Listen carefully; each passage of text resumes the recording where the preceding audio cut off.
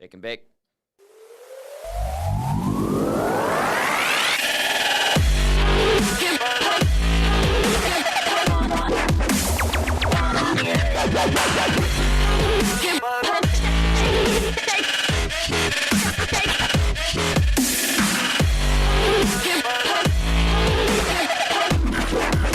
It's time for another episode of The Oil Stream with Dustin Nielson and Tom Gazzola, presented by Popeyes Louisiana Kitchen.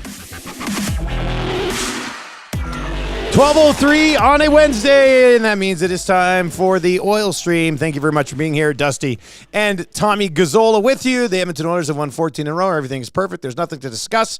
I'll be back tomorrow morning on The Nielson Show at 6 o'clock. Tommy, take the rest of the day. No, I'm out of here too. Man. What are you supposed to say? I mean, they just, even when they play like garbage for 40 minutes, they still look awesome in the third period, win the game rather comfortably. Like, it's amazing to watch this team play hockey right now. Maybe Oil Country can have nice things. That was my wish. Can't this fan base have nice things? They're having nice things after a tumultuous start.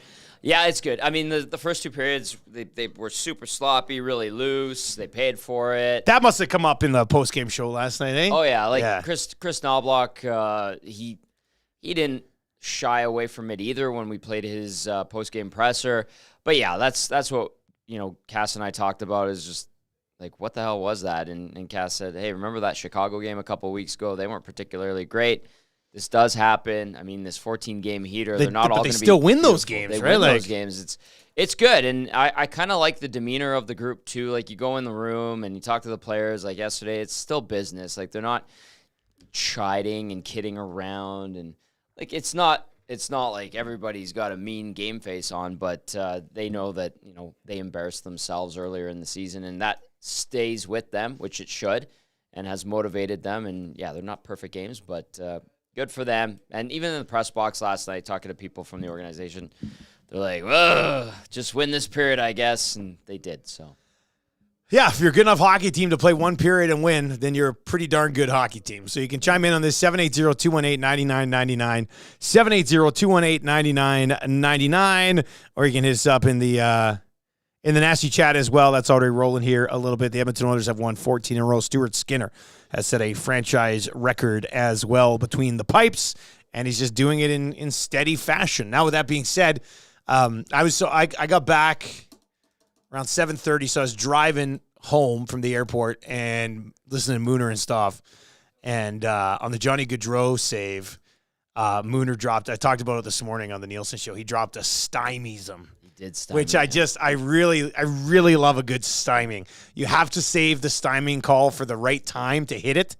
You can't hit it all the time or it loses its luster. Mm-hmm. But Mooner absolutely nailing out a good styming, which I thought was awesome. Chef's kiss to his call because he's great. That was a great save, and that was probably the only moment where you noticed Johnny Gaudreau last night too. Yeah, I noticed him turning the puck over in the neutral zone a couple of times. Oh, there's that, yeah. Speaking of giveaways, though, the Oilers last night. 26. My God. Yeah. Like, as far as numbers that jump off the page at you, that was probably the biggest one. They were so loose, so sloppy. Their own zone was a disaster. The goal they allowed, I mean, Vinny Desharnais and Sam Gagner playing catch and Gagner letting it roll off his stick. And you could just see the veteran disappointment where instead of, like, slamming the stick, he just kind of put – his head down and leaned his stick on his knees, and you're like, yeah, you made a bad play. You get it? Like, yeah, he knew. They're not all going to be great, no. But it's almost like the best possible thing that could happen for Knobloch, because if he really wants to pick apart the way his team's playing to make sure they stay focused, you got 40 minutes of tape last night that you can go through and be like, hey man, I know we've won 14 in a row, but look what you did here. Look at this play that you made in the defensive zone here. Like, that's a very teachable win, which you don't really get all the time. So, I don't know. It's like a cheat code for the guy. Like, it's perfect. Like, it ended up being a comfortable win because you're awesome in the third, but here's 10 things that you guys can do better in the first two periods. Yeah, and he said it, like, flat out. He's like, we weren't ready. They came at us hard. We're going to get every team's fastball type of thing. And he just faced the music, and he's like, we're lucky to get the win. And there are a lot of elements of that game where you're like, that was bad. That was bad. Why did you do that? We thought we taught you better. That was bad. And good. Like a little bit of humble pie, even though they're on a 14-game heater, I think is a good thing. So we'll see. I mean, tomorrow's game, this is setting up really nice for the Oilers. And if they play like they did in the first 40, I mean, Chicago's going to work hard. They're going to be on the back half of a back-to-back. They're in Seattle tonight. But I think the Oilers need to go out there and just go pedal to the metal. We'll see if they do that. Maybe atone for that first 40 minutes, and we should be talking about a 15th straight win going into Saturday's matinee matchup. We should. I'm not even sure it matters, but it's Pickard? Come on. I don't even know. Like, Skinner just keeps rolling out dubs, so, like, even if they're running him again, I'm going to be like, well, what are you supposed to do? The guy simply can't lose hockey games right now. But I know Gager was talking about this on Two Guys. He said, keep running him out there, putting him out there. You got the break coming up here and all that. I understand that rationale, but, like, Pickard's contributed to this 14-game winning streak. Pickard also needs to play. You want to rest Stuart Skinner. Play him. Just play him. Like, do you trust him, right? Put Calvin Pickard in. Give Stuart Skinner a night off. It's the mental ease, too, where it's like, I don't have to play tonight. I could just focus on Saturday's game, and then we go into the break. I think that, like, this is nice that they're going for a 15th straight win. They should, even with Calvin Pickard, have a pretty easy path to victory. Whether or not they take it or work for it, we'll see. But, yeah, like, play Calvin Pickard. I think it's okay to play Calvin Pickard. yeah, Go for it. Why not? If they lose on Thursday, I'm not coming in here Friday morning, and I'm pretty sure you're not hopping on the post-game show Thursday night going, man, what a horrible decision to play Pickard.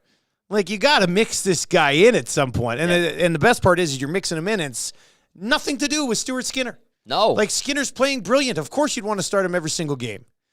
But this is really weird because at the same time, if Knobloch starts Skinner, I'm going to be like, well, of course. I mean, the guy doesn't lose. He's been phenomenal. Has to play, like, not that much until he gets some significant rest.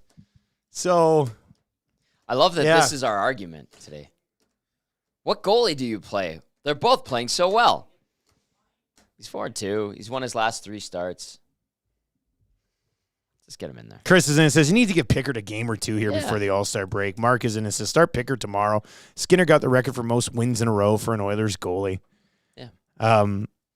MB's in and says, last week the Oilers played the Leafs to crack into Flames. I think this week is a emotional letdown for them. Zedmo says, keep the guy engaged. Now, Zedmo, are you talking keep Skinner engaged or just keeping Pickard engaged so that, like, he knows he has to play a hockey game at some point here? I'm assuming Pickard. Right, Zedmo? I think. I don't know. I would think that's probably the case. 780-218-9999, 780-218-9999 if you want to chime in via text message, or, of course, you can hit us up in the nasty chat as well. Bemother Review says, does rest in January help you in May/June?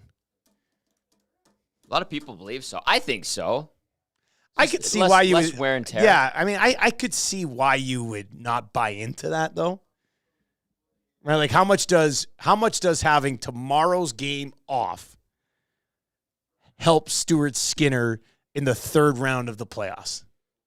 It's a culmination of these nights off, right? That's the theory behind it. Yeah, or is it you find a way to give him some time off right before the playoffs, and then he's fresh for the playoffs, as opposed to but then is he off tomorrow night in January? I don't know. I would assume it's best to, like, have a consistent, call it a schedule, I guess, or pattern, so that by the time the playoffs roll around, it's like, he's had his prerequisite time off. He didn't lump in a bunch of time off right before the start of the playoffs. Yeah. Could he be rusty because they were playing the other guy 2 out of every 3 for the last 2 weeks? You know what I mean? Yeah, you don't want that. I don't think so. Zoe's saying, are they practicing today? Is it a day off? It's a day off. Well-deserved day off for the Oilers today. 780-218-9999. Portions of the Oil Stream brought to you by Boston Pizza, where we will be on Friday at this time, noon hour. Oil Stream, Boston Pizza, Windermere. If you live in the area or you work in the area or you work somewhere in the southwest end and you want to pop on by for lunch, I think Lieutenant Eric said he's going to be coming by for a bite to eat. So I'm going to be there actually doing Lock Shop before and then straight into the oil stream on Friday at the Windermere Boston Pizza. And, of course, every single day in January is past a Tuesday. The same great deal you get every Tuesday, but for every single day of the month of January. And if you're looking for a place to watch the Oilers game, do it at Boston Pizza, where you get $5 off medium pizzas, $1 off tankards of Coors Light and Canadian. And we ordered Boston Pizza Saturday. The Muzz loves Boston Pizza. Why wouldn't So she's always like craving Boston. She always, every time I'm like, hey, do we want to order in Boston Pizza? Boston Pizza. It's So got I got that new honey dill. Though it's not new anymore, but the honey dill chicken burger. It's delicious. That's a good chicken burger. Honey dill burger. I like it. Yeah, the honey dill chicken burger. It was very, very nice. And make plans to pop in and join us. If you roll on in, say hi. I'll buy you a beer. Or just a regular beverage if you're working, you got to slide back over to work. Have a twisted tea or two boots. Yeah, there's lots of things you can do there. Yeah. I've always felt like I'd like to work in that Terwilliger, Windermere area. Why? I don't know. It just seems very cool down there. I used to live in You Terwilliger. besmirch our area right Well, here. no, It's boiling hot in this studio. I mean, our studio's super hot. We're basically in like a bunch of industrial places, really. I mean, I don't know. It just looks pretty cool down in Windermere, man. I don't know. It's nice down there. Movers and shakers working down there. Yeah, I mean, it just looks like a place. People. Like Windermere just looks like a place where things get done. You know? Sure. I think again, our industrial area is where the hard work. Getting in. This is where people grind. Gritty. This is why we're sweating. I can't believe you're wearing a hoodie today. Neither can I. Your armpits must be sweaty as hell right now. They reek. Yeah, like it is warm in here, man. Is it okay if I put my hat on the desk? No. It's an Edmonton What is sports this? site. That's What is LeBron. this? I don't know who had LeBron. You have 14 Somebody else mouses on I have here. two. You have I have 10 two mouses. telephones. I have one phone and I have a hat Way too that much. represents the logo. We do It have is a some very extra. nice We do have some extra merch from our great partners over at the Hive Product Marketing. Bzzz. If you go to Edmonton Sports Talk, it's a bumblebee. If you go check it out, I'm going to go look at it right now. So if you go to edmontonsportstalk.com, and I've seen a bunch of emails trickling in, so people are looking at this and then emailing us. If you click on Shop EST, it's got like all the extra merch we have from all the previous orders that we did. So, we've got like one size of this color, one size of that color, but yeah. Hop on there, email us. He's curating the next pop-up shop, too, in the meantime. He's a busy boy. He's a busy boy, but I like calling it curating the next pop-up shop. That sounds real nice. But it is what him and Chelsea from the Hive Marketing Group, they go over like, all right, it's going to be spring by the time we roll this thing out. What do you want, a quarter zip? Do you want a golf shirt? What kind of fits the season type of thing. Yeah. So it is curating a shop, which is kind of neat, actually. VR Montenegro's in it says, if you guys haven't hit up that Rockin' Robin's Diner by the EST Studios Great yet, spot. you're missing out. It's top shelf. Yes. I've never been there, but we've been talking about getting over there. It's good. It's like, you would think like a greasy spoon, but it's a cut above. It is, eh? It seems like a real good buzz about that place. It is good. So that's nice. Yeah. Duck Dad throwing in to the D-Gens who are just on this on the Lock Shop with us. Our exclusives have been posted for the NHL tonight. So you can find those over at CoolBet and go visit our partners over there. We got a couple of hockey parlays up tonight. Ride with Huss, Ride with Dusty. You can find those in the exclusives page over at coolbet.com. Sign up using the code LOCKSHOP when you do, and you get a 100% deposit bonus on your initial deposit. If you are only a Oil Stream podcast listener, make sure you subscribe to our other podcasts here with EST as well. Everything we do live also comes out in a podcast. So you got the Nielsen Show, you got the Hangout, you got Two Guys, and you have the Lock Shop as well, all available over there. And tell your friends about EST because we're going to be giving away a trip to Vegas in the month of February. Look what Jack Michaels is texting me right now. Is that what we're supposed to be? That's him and I, apparently. Like two 70s wrestlers. Yeah. That looks like you guys. Yeah. I can see the resemblance. He's like, you're not busy right now. He knows we're on the air. I would say Jack's the guy who's crouched over. Definitely. Yeah. Who are those guys? A couple of wrestlers. I don't know. Oh, okay. They look like idiots. Well, you posted that couple photos yesterday, and I had to screen the one with you with glasses, dude. Like Jack was very I'm sorry. upset. We went for a drink after. Yeah. To celebrate his birthday. Happy birthday, Jack, by the way. And he's like, you couldn't have picked 4 worse pictures of me. Well, that's what you do for a guy on his 50th birthday. Well, he always posting gets me bad on my pictures of birthday. yourself was pretty good, though, too. I know. Like, how old were you in that picture with your glasses? 30. Okay. 32. Yeah. You look so young. I saw it as I screen bebe? cap this right here. Yeah. You very much were a fresh baby there. Yeah, that's for sure.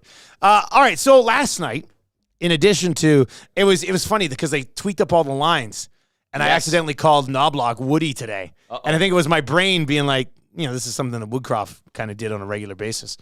The team wasn't going. Basically switched up all 4 lines. Yep. It worked. Yep. But you don't run with it against Chicago, do you? No. Okay. I was Go just back checking. to the regular line. I would think so, right? He said. Against Chicago, you probably could get away with it, especially because those regular lines weren't hot. You know what against Chicago last time anyway. And he said he's like, I just thought the team needed a jolt, so he shook things up, and good on him. It worked. No, you just go back to the other lines. I would think makes the most sense. Yeah. Chris is in, and we wanted to get to this. It's on my list of notes to get to here, somewhere in here. Unless Gagne needs a break, we're not seeing Corey Perry. They'll more than likely be splitting their time between each other.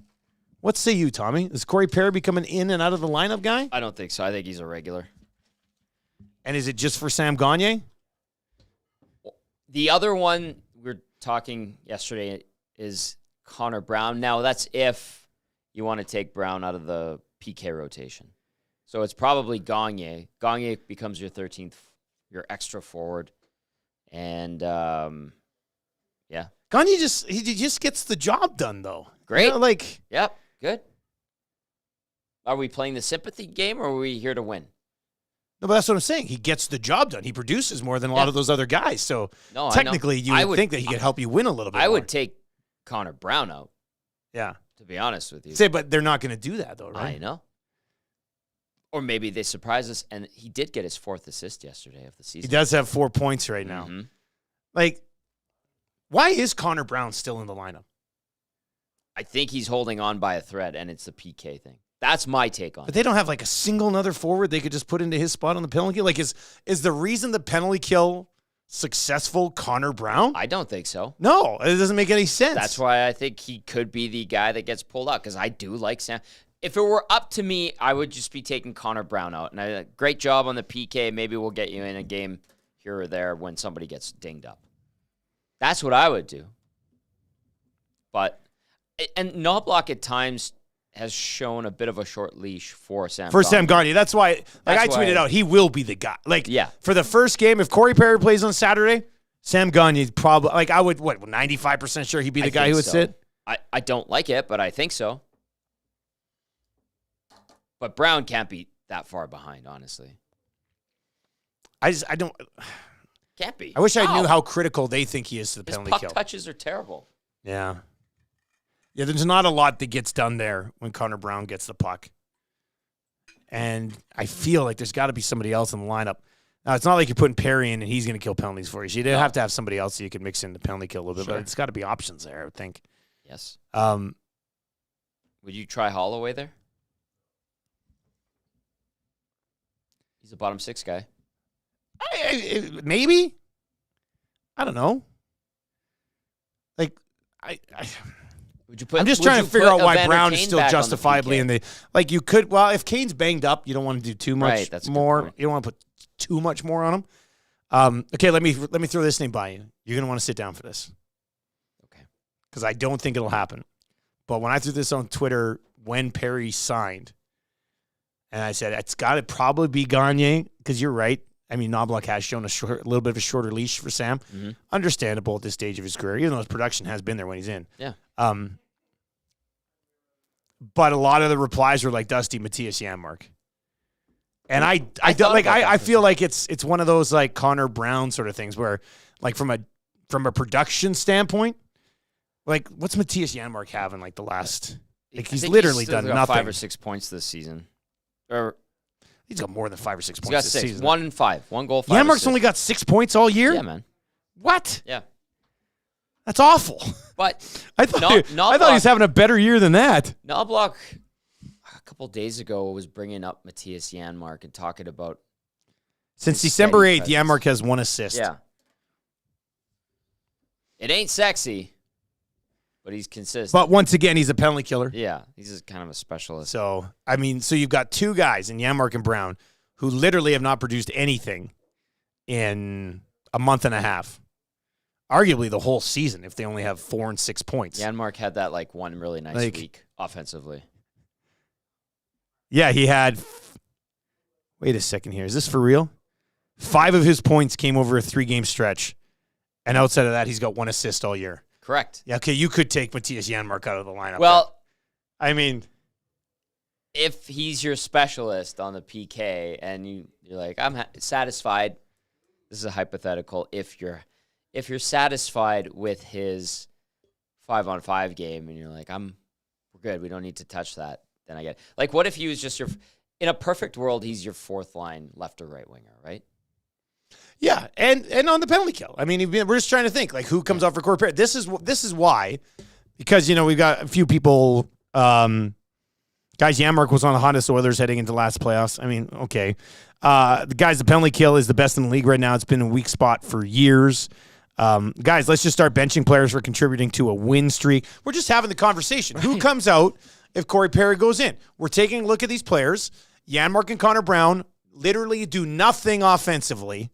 But they are important pieces of the penalty kill. So they probably stay in. I put Janmark above Connor Brown on the penalty kill priority list for sure. I would do that as well. I do think Janmark handles the puck better than Connor Brown. Yeah. So, yeah, I would, So, Derek, what'd you see? Just read Eric's text. To us right now? Yeah, don't read it. You can't read it on air, though. Where'd he send it? The text line, 780-218-9999. Paris Jewelers inbox, hit us up. Do not write what Eric Holt just wrote. Are you serious right now? What's he doing around here? Yeah, he's loving it over there. Yeah. Look at Trev. Are you okay? Okay, thumbs up. My mom thinks I'm mean to you on the air. Yeah, he's happy. He's smiling. Your mom thinks you're mean to YouTube, Trev? Yeah. Don't be mean to YouTube, Trev, buddy. She brought it up the other day. He's a little sweetheart. He's the EST sweetheart. Why are you mean to Zacticum? I'm like, I'm not. You're mean to Zach. Oh, I love your mom getting on you for being mean to YouTube, Trev and Zach. She loves those guys. She's like, they're young. You're supposed to teach them. Yeah. I'm like, we are. That's why I said Zacticum. We don't use the word we when we talk about the This guy's an instructor right here. Somebody said, did you say we today on the Hangout? Somebody's like, nobody's calling Tommy out for saying we today. I think it was a collective we. I did catch when I said it, but it was, I was putting it into, the context of it. No, I'm still very thorough about the we thing. Yeah. Anyway, the conversation we were having is who comes out for Corey Perry. So we're just kind of eliminating everybody. Sure. When you look in the bottom 6 right now, obviously McLeod's not coming out. We just kind of laid out reasons why Matthias Janmark and Connor Brown would stay in, and they've been a part of an excellent penalty kill. Even if they literally can't do anything offensively, you don't all the time need your bottom 6 guys to produce. It's nice when they chip in. And they do. Those 2 guys haven't chipped in. No, they haven't. Derek Ryan's chipped in. A little bit more. Yeah, he's got 9 points. So, I think, Corey Perry, I think, had more points in his time in Chicago than Brown and Janmark combined, or close to it. What do you have, 9? 9. These guys have 10? 14 or 16. I have it here. Yeah. Corey Perry has 9 points in 16 games, -5, 12 PIMs. Okay, so Janmark, Brown, due to penalty kills, stay in. McLeod's obviously not coming out. Derek Ryan stays in. They seem to like Derek Ryan. He's not going anywhere. Holloway. Now, Holloway just kind of got back up. He just got back in, but he's playing well. You're not taking Dylan Holloway out of a game right now. No. So, see, by process of elimination, the only answer here is Sam Gagner, which is what we came back around to. It's how the conversation started, and it's what the conversations come back to. Now, will they use Corey Perry more often than they use Sam Gagner? Or is Corey Perry an 8-minute-a-night guy? No. So how does he get more minutes? Because he's not going to be on the penalty kill. He's not going to be on the power play. Seconds a game power play too, right? Yeah. I think he's a third-line winger. Maybe even second-line winger. I don't know. You cannot put Corey Perry ahead of Warren Fogle with the way Fogle's played so far. That would be disrespectful to Warren Fogle. I think he's a third-line winger. I'm sorry. He's Corey Perry. He's a Hall of Famer. Yeah, but he's not Corey Perry from 6 years ago. No, but he's still 9 points in old 16 balls Corey games. Perry. Yeah, he's old balls Corey Perry, Yeah. but he's still 9 points in 16 games. Granted, he hasn't played in almost 2 months, but sorry, Matthias, you're on the fourth line now. Down to the fourth line. So your fourth line will be, so you'll have McLeod, Holloway, and Perry, Sure. Connor Brown, Derek Ryan, Matisse Janmark. Sounds good. I guess that's probably what it's going to be. I don't mind that. And then Sam Gagner's the odd man out Who there. has issue with it? Text us. Hit us up in the nasty chat because I'm sure there's people that are like, no. That combination doesn't work. 780-218-9999 or in the nasty chat as well. Wilson, the volleyball, says Perry was getting 14 to 15 minutes in Chicago on the third line. Why can't he do that here? Yeah, I'm with you. Well, I'm not. The top six in Chicago doesn't play near as much as the top six here play. Well, yeah. Right? Like if you're a third liner in Chicago, you're going to play. Was he on the power play in Chicago? Probably. I bet you he's probably on PP1 in Chicago. He was an assistant captain. So, I mean, Corey Perry's role is going to be significantly different here than it was in Chicago.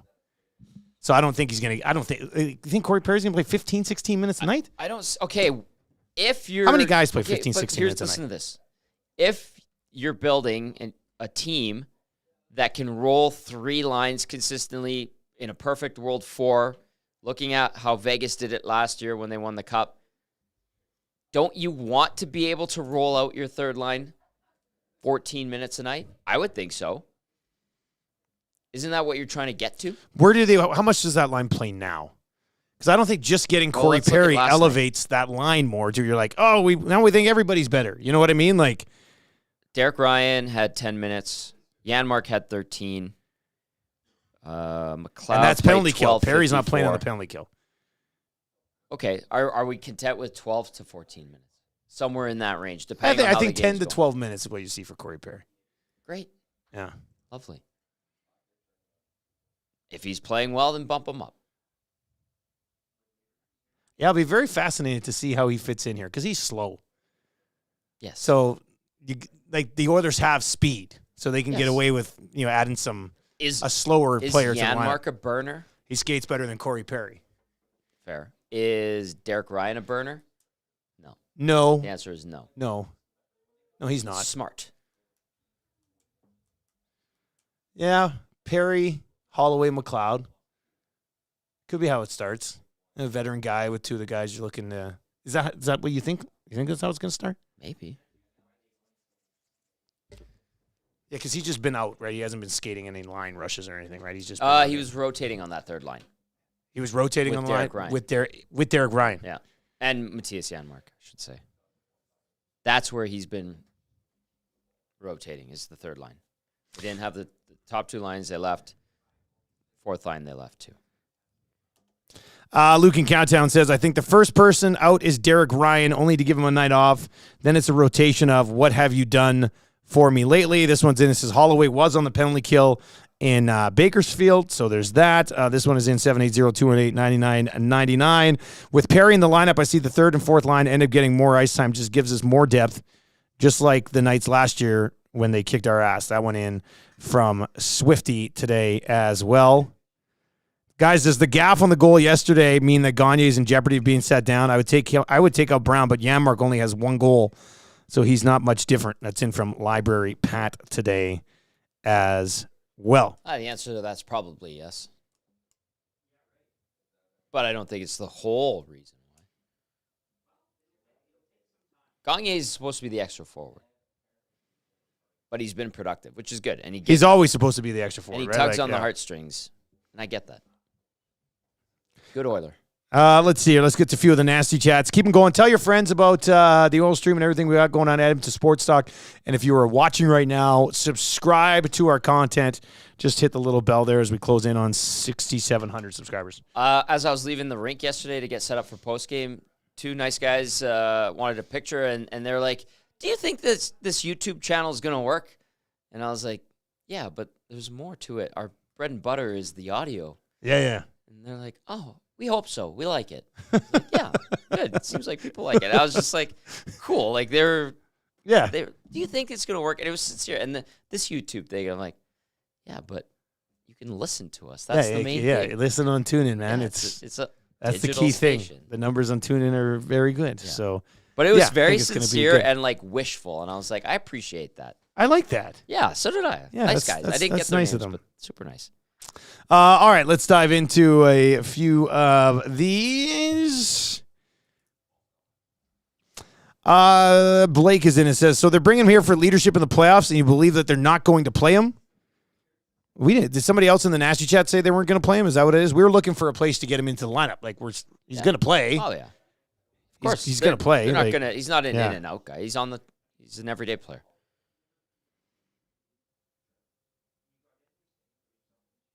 Jen is in and says Perry is going to hobble/skate his way to the press box. JJ says if you're cycling on the offensive zone, you don't need speed. I think JJ also said that he could see Perry in the top 6 come playoff time. I like the fact that Fogle works his ass off. Good. And I think he actually kind of compliments Leon Draisaitl in like a poor man's fashion. Like nothing against Fogle. Actually, we want to talk a little bit about Fogle here. Sure. And we'll get to it. Okay. But I think he's a good second best winger to play with Leon Draisaitl. He's not going to be the go-to guy on the Draisaitl line, but he's the grunt on the Draisaitl line. Like he's going to go do all that hard work for you, and he does it with the same honest work ethic every single night. Like when have you not seen Fogle skating? Like he's go, boom, here. Go, boom, here. I think you have to value that big time. I appreciate it. His game cranked up as soon as Jesse Puljujarvi was shipped off to Carolina last year. That's when Fogle came alive. I think being taken out of the lineup, the threat of other players last season on the roster, especially after Kostin came in and Bjugstad came in, I think that sparked him, and he hasn't looked back since. So it's been really good. It's motivated him. This is a contract year for him. I don't know if he's going to get $2.75 million again per year. He might have to take a bit of a haircut, but I think he just wants to stay in the NHL. He's doing a damn good job of making a case for himself. Do you think he would be willing to take a haircut here? I think he's probably going to have to take a haircut. Like no matter where he goes? He's having a good year, and he's got 24 points, okay? Does that justify a bump up in salary? I mean, if he sits down and compares it to Connor Brown, yes. Well, Connor Brown's put together better. His body of work is more fruitful offensively than Warren Fogle's. Warren Fogle is a 20 to 30 point guy consistently, and he's in that range right now. He'll probably get a personal best this year, but that was a sweetheart deal he got. I think the hope when they signed him to that deal was that he could become the guy he looks like right now. I think, become a 40-point guy that gets you that $3 to $4 million a year, but hasn't happened. He could still get to 40 points this year. Well, if he gets to 40 points this year, he almost matches Connor Brown's career high. So then he can get $3.25 million with a $750,000 bonus and collect a cool $4 million. Yeah, I'm trying to think this is a bad deal. What would a market? What would a market be like for Fogle? Do you think? He's kind of that middle of the pack guy, but you know what'll happen is getting to a market, they're going to look at it and go, well, his numbers are inflated because he did get to play a lot with Draisaitl on the second line, right? So that's why maybe he is willing to take a haircut. So what number would you be comfortable with for Fogle next year? Me, $2 million. I think he's probably worth a little bit more than $2 million. I think $2 million would be a good deal. Yes. Yeah, I think somewhere between 2 to 2.5. Do you want to stay in the NHL and make $2 million US for the next 3 to 4 years? He's a legitimate middle six winger, right? Yeah. I think 2.5 is a pretty good deal for a legitimate middle six winger. I'd go as high as 2.5. Yeah. Sure. Whatever. What if they just said, we'll bring you back, exact same deal? I'd prefer less money, but okay. I don't think his contract is killing them right now. No. With what he's providing you so far. Like, if he gets you 35 to 40 points for $2.75 million, I think you have to be pretty happy with that. Yeah. What do you think? Serviceable. Serviceable is a very good way to, it also sounds like we're not giving his game enough respect, but serviceable is important. We're pumping his tires. It's important. He's having a good year. Remember all those Fogle haters back on the old Just podcast? Yeah. That was always fun, actually. Portions of the oil stream brought to you by Popeyes. Pick up your collector's cup at all Popeyes locations for $16.99. You'll get the classic chicken sandwich, the nugs, the Cajun fries, the medium drink, the dipping sauce, and then one of the 4 collector's cups. They're running them out in phases. Let me see if I can check on the Hyman one. I think the Hyman phase might almost be. Is it time to? Who's next? Yeah, I'm going to look this up right now here. The best text we got about Ekholm yesterday. It was someone that has not given their alias. So we don't have a handle for him yet? But they were just like, Ekholm was a man out there tonight. Ooh, I like that. I was like, I popped into the texts last night when you were doing posts, and the one guy was like, if they win 17 in a row, I'm going to get Evander Kane's face tattooed on my face. That one. I was like, what? Did you read that one? I read that one. I was like, okay. Yeah. It is painful. Now the Darnell Nurse Cup. So hopefully you got the Hyman Cup. That only went to the 19th. The Darnell Nurse Cup is rolling from January 20th. So this was launched about 4 days ago to February 1st. So Darnell Nurse, the 20th to the 1st at Popeyes. Ekholm, the 2nd to the 13th. And then on Valentine's Day, your one true love, Ryan Nugent-Hopkins, number 93, from February 14th to February 25th. $16.99 in store for the classic chicken sandwich, the 6-piece nugs, the regular Cajun fries, medium pop dipping sauce, and the Oilers Collector's Cup. We know many of you already have them. The Darnell Nurse one is now available. Blake says they can replace Fogle for $3 million, though, so it's not a huge deal if he does leave. Yeah, you're right. But would you want to replace Fogle for $3 million for a different player, or would you just be like, let's keep this same guy. Deal, 2.75. We think it's a pretty good deal for you. Stick around for 2 more years. Take a run at a Stanley Cup. Yeah. I don't know. I feel like I'm okay paying Fogle that type of money. He's what, 27 now? 28, somewhere around there. A few good years left. Kind of hitting his stride here a little bit. I think that's kind of fair to say. At least taking advantage of more opportunity now here that a few bodies have been moved on. He's much better with the puck this season. Have you noticed that? Very confident. I would say he could still be better with it. Sure. But he is better. He is better than he was more with assertive? it. Yeah. Is that a fair statement if I said that? Well, that kind of comes back around to the confidence thing, right? Right. Even with McLeod. Yeah. Like McLeod's skating and making plays and stuff. Yep. I was thinking about this, and if you are if you're watching right now or you're listening on TuneIn or at edmontonsportstalk.com, of course, you can hit us up at the Nasty Chat, or you can just text us at 780-218-9999.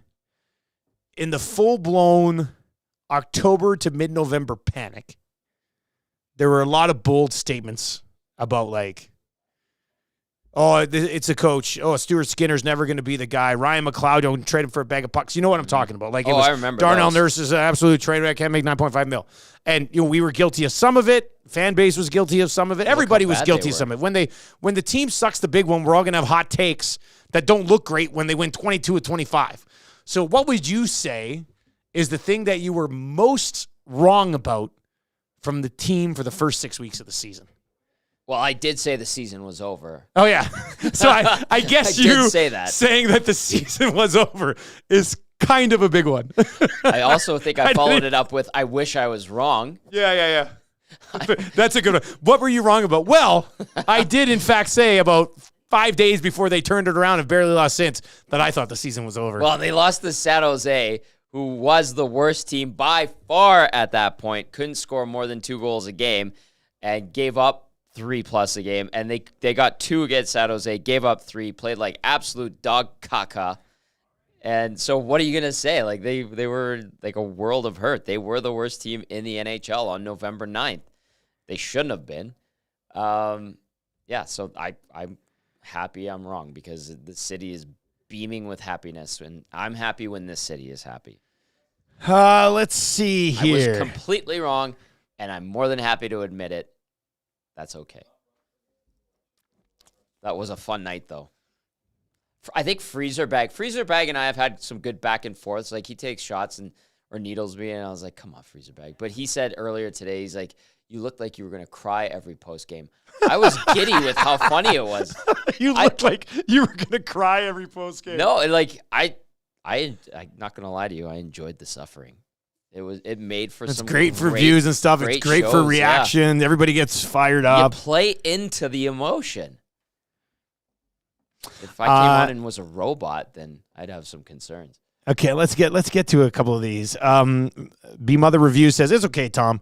I thought season was basically over too. All it took was winning 21 of 24 games combined with the Kings completely crapping the bed.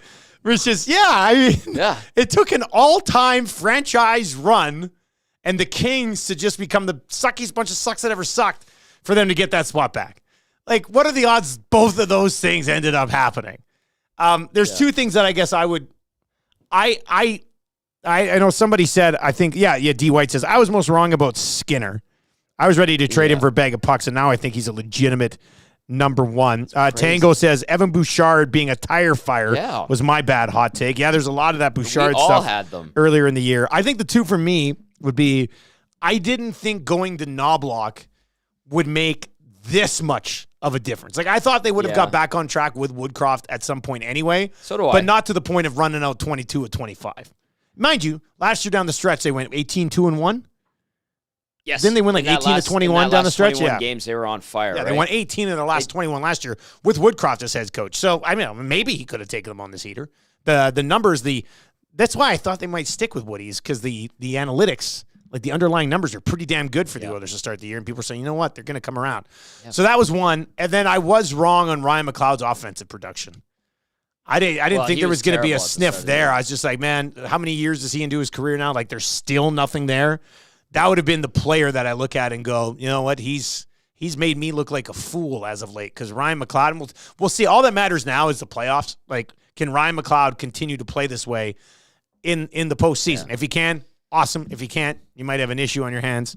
But his offensive production, I simply did not see coming. And basically, it hadn't. When I left for Spengler, I mean, the guy hadn't done anything. Right. And I come back, and it's like Ryan McLeod's this offensive star now. I was like, what the hell happened while I was gone? Well, like, that was crazy. A lot happened, obviously, but there was a point where we were, I think it was on the Hangout one day, and then we followed it up on the Oil Stream, where it's like, okay, let's run down the checklist of this organization right now. Goaltending, fail. Defense, fail. Bottom six, fail. Top six, fail. Coaching, fail. Management, fail.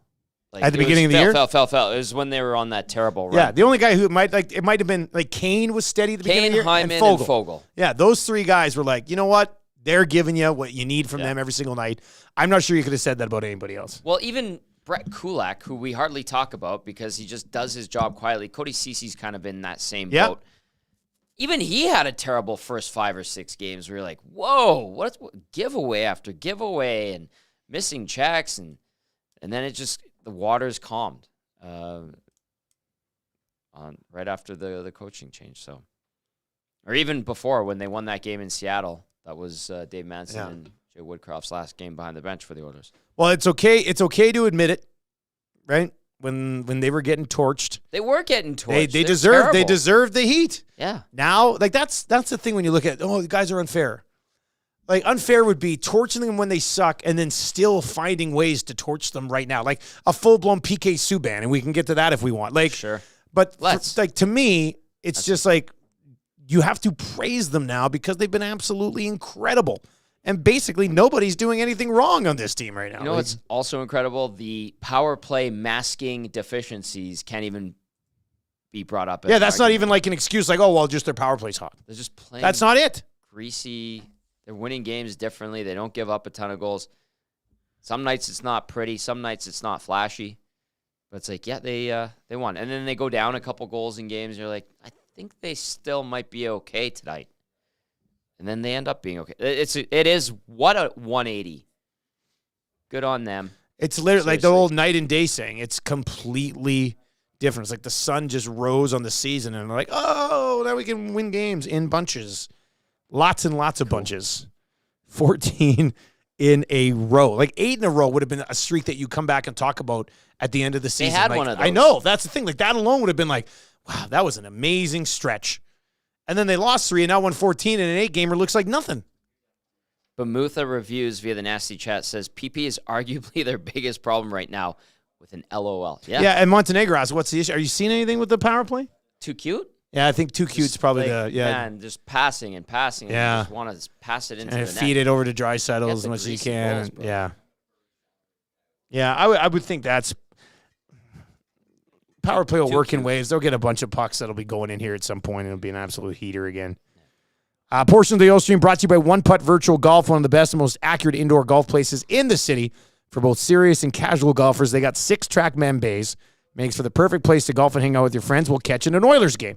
They also have some great deals, like their Wednesday date deal, $69. You get 1.5 hours of golf, plus a $20 drink credit. Awesome. And then there's Sunday golf day where you get 50% off your first hour if you bring your kid 12 and under to golf. So take your kid to golf, 12 and under, 50% off your first hour. To learn more about that, check them out, www.oneputt.ca/deals, or follow their Instagram at oneputtYEG. Go see Shen and the crew there. I think I was messaging with Shen on DM because I think he does their Instagram too. Probably, maybe. Yeah. And he's like, your clubs are waiting for you to swing them, Tom. And I'm like, I know. They look longingly at me when I open up my guest room closet where I keep them stored. Just, I need to swing those bad boys. I think it's gonna have to be post Vegas trip for me. Yeah.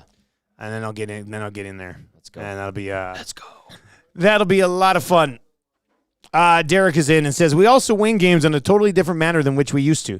No longer just an offensive barrage, rather playing sound defensively and having great goaltending. And yes, they do have great goaltending right now. Stuart Skinner's been absolutely incredible. Okay, so we got into it a little bit with our new segment on the Nielsen Show today. I says pardon. And we got into it with the PK Subban thing a little bit. So PK pissed a bunch of people off on McAfee, Oilers fans. Mm-hmm. And then posted another video yesterday saying that, a winning streak does not equal playoff success. And look, the one team that you can look at to justify this with is that the Oilers went 18-2-1 down the stretch last year. And we were saying a lot of the same things that we're saying about this team now last year, but they are winning games more soundly this year, right? They're getting better goaltending than they were down the stretch last year. Like, I think this team, I asked Jamie McLennan this morning on the Nielsen Show, I said, is this team better suited to win playoff games than last year's team was? Because last year's team was the best team in the league down the stretch, 18-2-1. They were phenomenal. They were on an all-time heater heading into the playoffs last year, still led to a second-round defeat. This year, it just seems different. And I feel like when PK comes out with his hot take again yesterday, he's still imagining them as last year's team that was really, really good, but wasn't built to have playoff success. And maybe I'll be corrected by this come playoff time. But I just they look like to me that they are better suited to be a playoff winning team this year. I think that they were a good suited team to be a playoff winning team last year too. They were leading in every game against the Golden Knights. Yeah, but what happened? They fell apart. Would you be worried about that team falling apart this year? It would definitely be on your mind because it is this team and a lot of the same players. Man. But if that circles back around, that's going to be tough to swallow. Have they learned their lesson? Is Stuart Skinner better? He always talks about when he has a bad game, bad performance, makes a mistake, he's like, I'm thankful for that lesson. Now, is he implementing that lesson into his game going forward? It seems like it. People are bringing up the fact that every time he goes to play a puck now, he leans on his stick to test it out. Like, I'll give them the benefit of the doubt and say, yes, the experiences of last year and the year before have made them better suited mentally to be a playoff winning team. Now, they need the horses to help make that happen. Corey Perry helps in that regard. I think there's probably going to be more coming in terms of cavalry. I think they need to get another defenseman at some point. So, yeah, I do think they are capable and will have the guys to make them a playoff winning team. Whether or not they execute, they get the bounces, they stay healthy, time will tell. All right, what say you here? Hit us up in the Nasty Chatter at 780-218-9999. Pat in the counties and says, here's a hot take. PK's an idiot. Hey, can I just say one thing? Yeah. The McAfee stuff, like PK's take on McAfee was bang on if you're talking about the Oilers in like mid-November. Nailed it.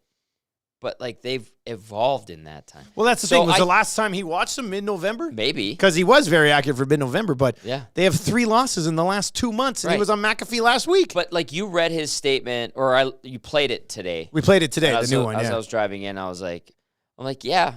Like, what he's saying is it's okay. Like, I'm like, yeah, I think I agree with a lot of what he says, but not wholeheartedly. I'm like, yeah, that's fine. But I think he's trying to do the clickbait stuff. Yeah. And trying to make up for the follow-up. Yeah, because he realized he caught fire, took heat for what he said, which was a bad take, obviously. I don't think it was, my feeling was it wasn't deliberate the first time, and then now he's trying to react off of it by following it up to get more clicks. And yeah, maybe. Well, the thing that he did with his most recent one, and we played like the first minute and 40 seconds of it, I think, today. He said that Vegas, Dallas, and the Kings will have something to say about the odds in the playoffs, and didn't mention the Canucks or the Jets. And you said, is he brilliant? Did he do that on purpose? Like, I think he did. Did he piss off two more Canadian teams who are in the standings better than the Edmonton Oilers right now? The Kings are in trouble right now. Yeah. They're in a world of hurt. Dallas is, I'm kind of like this with Dallas because sometimes you're like, geez, they're brilliant. I feel the same about Dallas as I did last year. I'm always like expecting Dallas to do better, and then you're like, Dallas. What happened to them, Dallas? Like, and then I don't think he I think it was just him not even considering Winnipeg and Vancouver. That's my feel at this point, you have to consider Vancouver, though. How do you not? Well, I mean, the Oilers if have won. Not paying attention. The Oilers have won 14 in a row. They're 13 points back of the Canucks still. They've like, made that's up insane. one point on the Canucks. Winning 14 in a row. Yeah, it's incredible. Like Vancouver's doing a great job. Is PK not paying attention to the point where, like, I don't think he deliberately left out Winnipeg and Vancouver in his rant. I think he just didn't think of them. Yeah. Huh. I feel like you got to think. That's what I feel. I think if you're thinking about Stanley Cup contenders in the West, how do you not think about Winnipeg and Vancouver? You don't pay attention. You don't look at the standings. Yeah. You go shopping for clothes and panache rather than cover the league. O'Malley Smith. That sounds like a cool name. Where are you watching from, O'Malley Smith? The Pup. Yeah, this year's Oilers team is way better than last year's team. It isn't even close. Skinner's much better. The D-core are completely overhauled, and the forwards are playing more maturely. But the D-core is not completely overhauled. It's the exact same guys who were in the playoffs last year. They have one less guy. Yeah. In fact, they're running one short right now. Yeah. So it's the same group of guys. Yeah. I mean, largely it's the same group of guys, minus Bukestad, minus Costin, minus Yamamoto. Yeah. Added Connor Brown, who can't score to save his life, and now added Corey Perry. Correct. Added Calvin Pickard, who was the 2023 Oil Stream list of importance. He worked his way in there, didn't he? Honorable mention. He worked his way in there. What did I? He did. Blind squirrel finds a nut every now and then. If you want to hit the links and watch the Oilers game at the same time, go check them out. OnePutt, www.oneputt.ca. Tommy, huge news in the hockey world today. Yeah. I mean, a couple of different fronts. Man. Do you buy into the conspiracy theory that the NHL was saving the expansion requests for just minutes after Hockey Canada's announcement? Yeah. It seems sketchy, doesn't it? Like... That's like PR. That's a major coincidence. It's like the NHL gets like, okay, here's the heads up. Next Thursday, this is going to be coming down. And they're like, well, what do we have in the hopper? And go, what about this interest in this? Yeah. It can't be a coincidence that the two biggest hockey stories in the last like 3-4 weeks, years really, I mean, with the one, all of a sudden just drop within half an hour of each other. I mean, if you could see JMO's eye roll on the way out the door today. Really? Well, JMO's swung some PR things in the past, right? Like, he would understand where this is coming from. If you could hear, I can't repeat what he said, but it was funny. No, it's deliberate. So how does this sort out for the Hockey Canada thing? Like, we had Macramala on today. These guys, I mean, they're taking indefinite leaves of absence. I mean, this is going to be tied up again. Macramala made a point. He said if they do get found guilty of something, and they haven't been found guilty of anything yet, that's true. They're just asking, turn themselves in here to be charged with a very serious account, sexual assault. Yep. Never play in the National Hockey League again. I mean, if you get found guilty of this, I don't know if that's what ends up happening here. Like, does another team want to touch them? If they get charged and get found guilty and all that happens, I mean, their contracts will certainly be voided. We've seen guys have their contracts voided for a lot less. And then is it like after some, like, I don't know, are they serving time or they have something cut and then like you have to take years and you're like, okay, people make mistakes and all this same garbage that you see every single time with people when they do something. You're like, well, you probably shouldn't get another chance, and then they get another chance. I don't know how this sorts itself out, man. Like, these are in the NHL, they're relatively young men. These are young men in general. It feels like this is just the start of the process, even though it's been simmering for a little while now. If everything's gonna have to play out in the court system and all that, obviously, and I feel like it's gonna take some time. If after all is said and done, whatever their sentencing or whatever the proper term is, whatever happens coming out of this through the court system and whatever the verdict is, or for each one of these individuals, I think there's probably going to have to be a long process in conjunction with the National Hockey League on figuring out a way back, and it'll have to involve... Well, I'm sure whatever the punishment's going to be, treatments and all that stuff. Being a part of campaigns moving forward, public service, stuff like that, because these are pretty good players. So I don't know. I feel like we're gonna be talking about this. I'm curious if this goes further and further and further. And the NHL, if these players, after all said and done, through the legal side of things, it'll have to be a thorough process to get them back in the NHL. And I think it'll obviously depend on what comes out in the courts. More to come on that story, obviously, as things continue to move along and these players turn themselves into London police, and then we'll see where it goes from there. But obviously, just brutal that we have to talk about this, but not near the level of what happened. Like, I just wish why can't people just be good people? You know what I mean? Like, how do you put yourself in this bloody spot? It's hard to have faith in it's just, people. It's ridiculous. There's a lot of good ones. There's a lot of bad ones.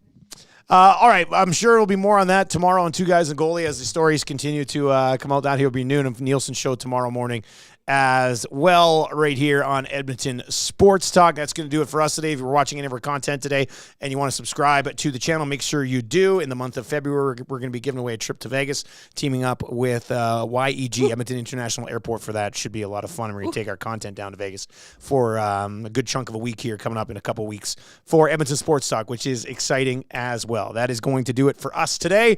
Tell your friends about EST. If you're listening on TuneIn or at EdmontonSportsTalk.com, we got a Nielsen Show replay coming in hot over there as well. And I will talk to you tomorrow morning on the Nielsen Show. Huge shout out to Popeyes and Boston Pizza and One Putt and Cool Bet for being on board with the oil stream. Tommy, take that sweater off, man. You must be real sweaty. Oh, no, I'm very comfortable right now. It's balmy. I'm just getting ready to get down to the desert. Oh, you like that, eh? Oh, yeah.